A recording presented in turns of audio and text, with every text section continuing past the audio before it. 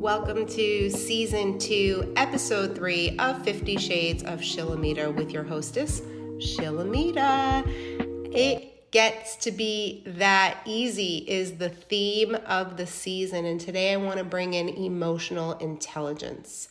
I am a projector in human design with an emotional authority, and boy, let me tell you, I go through waves of emotions.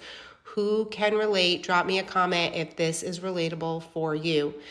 So I am dealing with a situation right now that I'm not going to go into detail with, but I will tell you that I have not been spoken to the way that I'm being spoken to in a really long time, and it has really set me off. And what I have noticed about myself is that I'm reacting and responding in such a different way. And I'm so incredibly proud of myself for it. So I am leaving this episode for you because I know that there's a lot of you out there that are super emotional, just like me. According to human design, 54% of the population is an emotional authority. And so what happens? Your heart literally starts beating out of your chest. Your body starts to sweat, you might start to shake, right? Like you get this actual physical response in your body.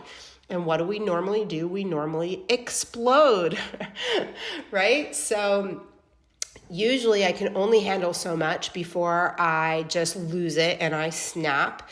And what I'm here to tell you is that it gets to be that easy in your body where you get to control the emotional waves.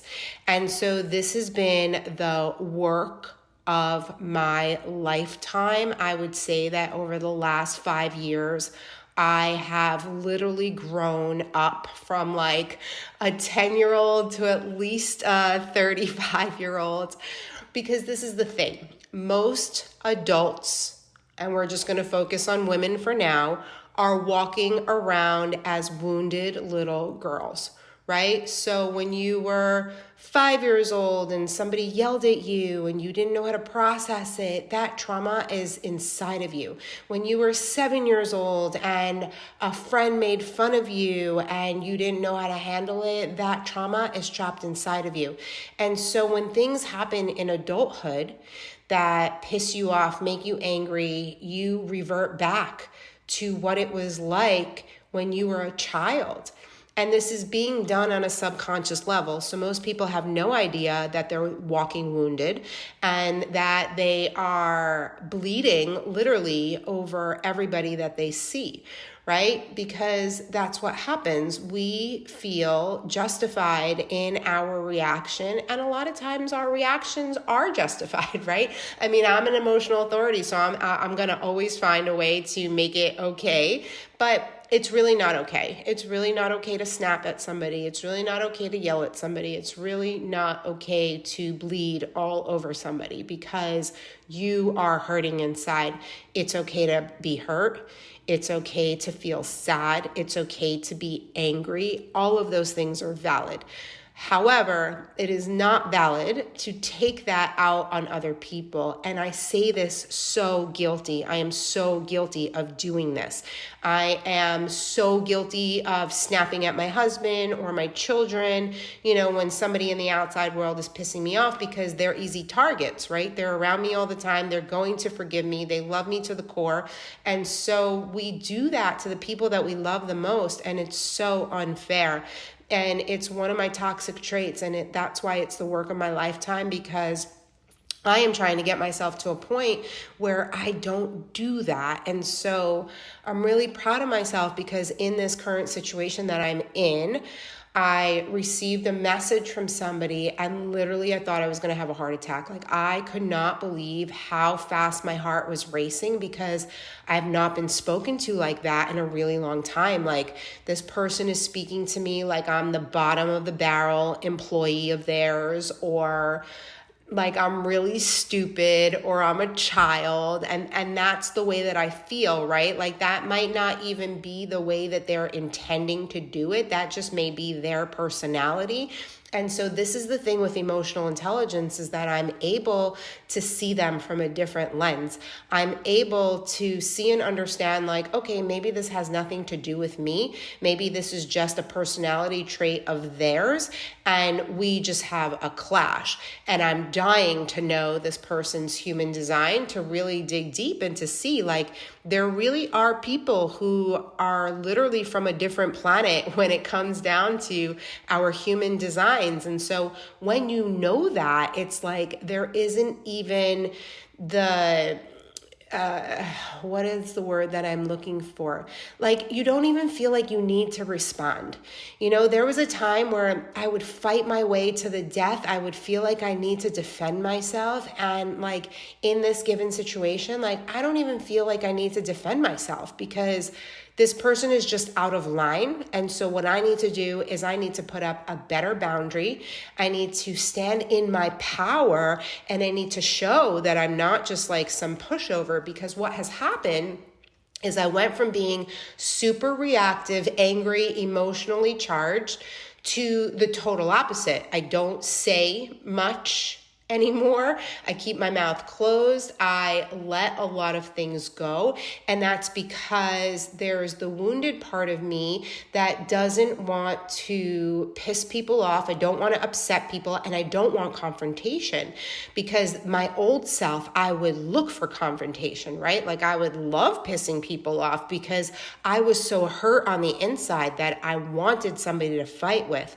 But I'm no longer hurt, and I'm healed to an extent that I don't feel that I need that. I don't need that outer validation because I have my own inner validation. Like, I know who I am. I know how I show up. I know that I'm a woman of my word. I know that I give 110% in everything that I do.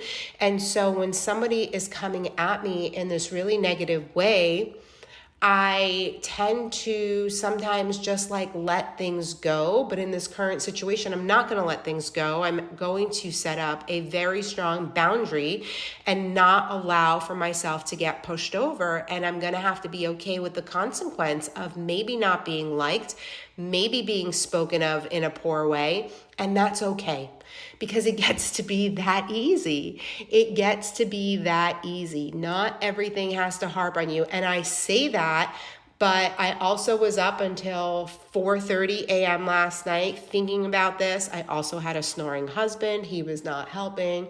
But I allow for things to take over emotionally.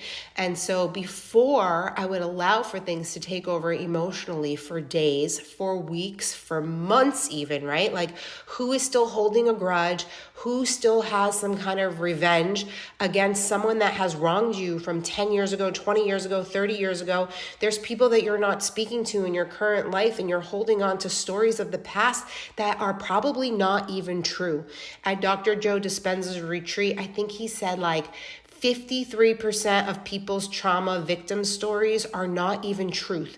They are the embellished facts of what they have come up with so that they can keep themselves in victim mode. Can you imagine that people are telling you their stories and like more than half of their story isn't true? And I actually have somebody very close in my life who does this. She is in total victim mode all of the time. And when she repeats stories of our past, her stories are so embellished, they're not truth. And I know they're not truth because I was a part of those stories. And so her version of the story and my version of the story are two totally different stories. And I have gotten to a point where I don't even remember.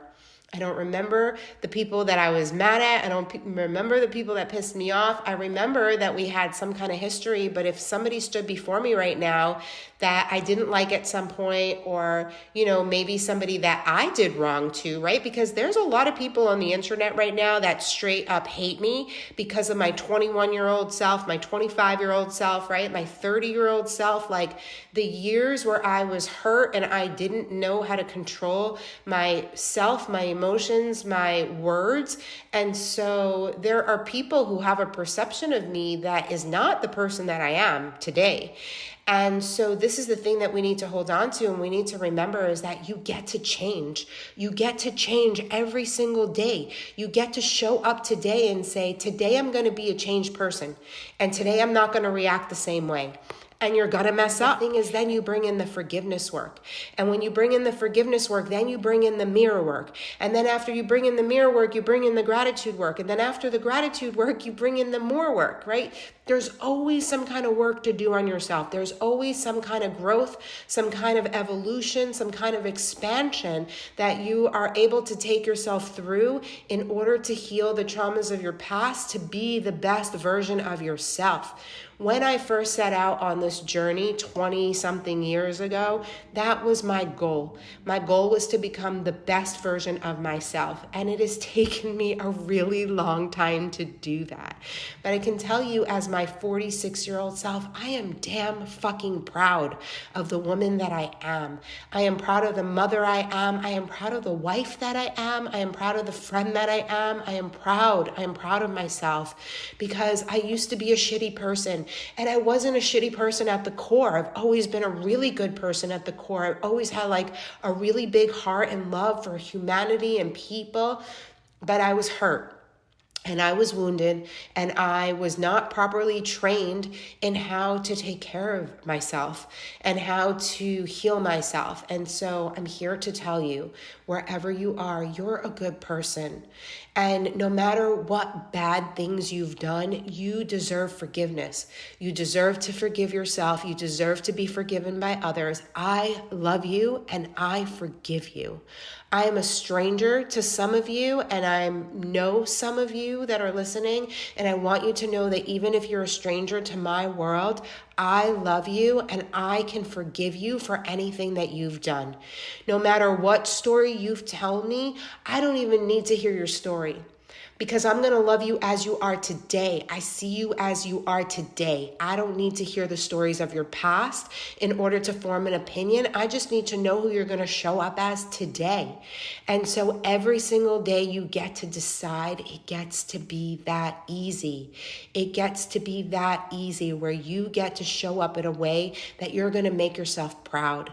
You're going to make your children proud. You're going to make your husband proud. So right now, I want you to declare that you're going to make one change in your life. You're going to catch yourself before you yell. You're going to catch yourself before you respond. You're going to catch yourself before you're bitter Betty. Bitter Betty is not the vibe. One of the things that I really have realized recently is that I'm addicted to being bitter. I look for things that will help piss me off. It's like so weird to say that out loud, but that's what this work does for you. It really helps you dig deep inside. And if you need help, reach out. Get one of my books, start a gratitude practice. Those journals, they're gold. They're there to guide you every single day. I have a live group called Gratitude 365. I show up every single day inside this group and I teach and I inspire and I help to shift the energy. It's not about being perfect 24/7. It's about being able to shift the energy, to be angry for 5 minutes and then to go back to being happy, to be sad for 20 minutes and then go back to being happy. You don't have to live in the sadness, the anger, the bitter. You get to decide that you want to be happy. It's not easy being a happy person. It's not. And so you get to decide, you get to make the choice. Today I'm going to choose happy. Today I'm going to choose calm. Today I'm going to choose peace. Today I'm going to forgive myself for anything I do that's out of alignment with the highest version of myself. I love you so much. I'm so grateful that you show up and you listen. I would be so grateful if you could leave me a comment, if you could rate this podcast, and if you could share it with a friend. I love you and I will see you soon. Bye.